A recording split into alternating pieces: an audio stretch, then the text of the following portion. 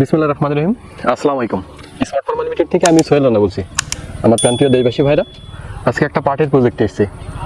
পাট আমার বাংলাদেশে প্রধান একটা অর্থকারী ফসল এবং আমরা বাংলাদেশের কৃষকরা যতগুলো ফসল উৎপাদন করে থাকে তার মধ্যে সর্বপ্রথম সম্পূর্ণ আন্তর্জাতিক থেকে স্বীকৃত এই পাট শিল্পটা, আপনার পাটের উৎপাদন এবং শিল্প বাণিজ্য, এটা আমার বাংলাদেশে সক্ষম অর্জন করছে অনেক আগে।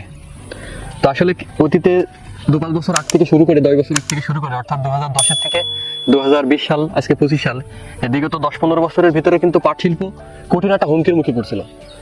তো ইনশাআল্লাহ আল্লাহর অশেষ রহমত যে পাট শিল্পটাকে কিন্তু আবার আমার বাংলাদেশের রাষ্ট্র থেকে, বিশেষ করে মাননীয় প্রধান উপদেষ্টার আসার পর থেকে এই পাট শিল্পটাকে কিন্তু অনেক গুরুত্ব দিয়েছে এবং এই ধিকি যে শিল্পটা একেবারে বিলীন হয়ে গেছিল সেটা কিন্তু আস্তে আস্তে আবার কিন্তু সচল হচ্ছে এবং পাট শিল্পের বিভিন্ন পণ্য আন্তর্জাতিক পর্যায়ে কিন্তু আমার দেশের কুটির শিল্প অনুযায়ী কিন্তু আন্তর্জাতিক পর্যায়ে কিন্তু রপ্তানি করা হচ্ছে।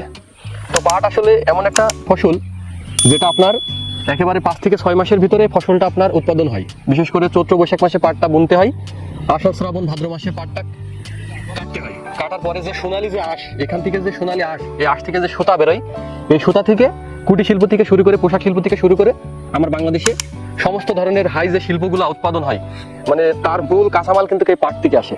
সুতা থেকে শুরু করে বছরের যে মূল যে বস্তু যেটা সুতা, এই সুতা কিন্তু এই পাট শিল্প থেকেই 100%-এর ভিতরে 70% কিন্তু এই পাট থেকে উৎপাদন করা হয় বস্ত্র শিল্পের।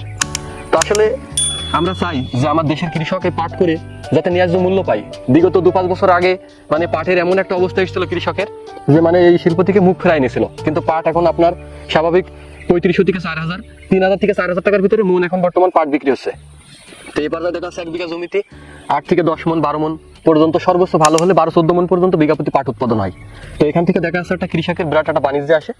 আর এই একটা ফসলকে কেন্দ্র করে নিয়ে আমার দেশের আজকে গার্মেন্টস শিল্প বলেন, বাণিজ্যিক শিল্প বলেন এবং কৃষি শিল্প বলেন, প্রত্যেকটা পর্যায়ক্রমে কিন্তু এর অবদান আছে, এই পাটের অবদান আছে। আজকে আপনি পোশাক শিল্পে 70% কাঁচামাল কিন্তু এই পাট থেকে উৎপাদন হয়।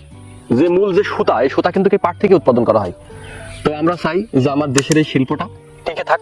তো আপনাদের যদি ভিডিওটা ভালো লাগে তো ভিডিওটা অবশ্যই লাইক শেয়ার করবেন এবং দেশবাসীকে দেখার সুযোগ করে দিবেন এবং আমার চ্যানেলটা সাবস্ক্রাইব করবেন। তো সবাই ভালো থাকবেন। আসসালামু আলাইকুম, আল্লাহ হাফেজ।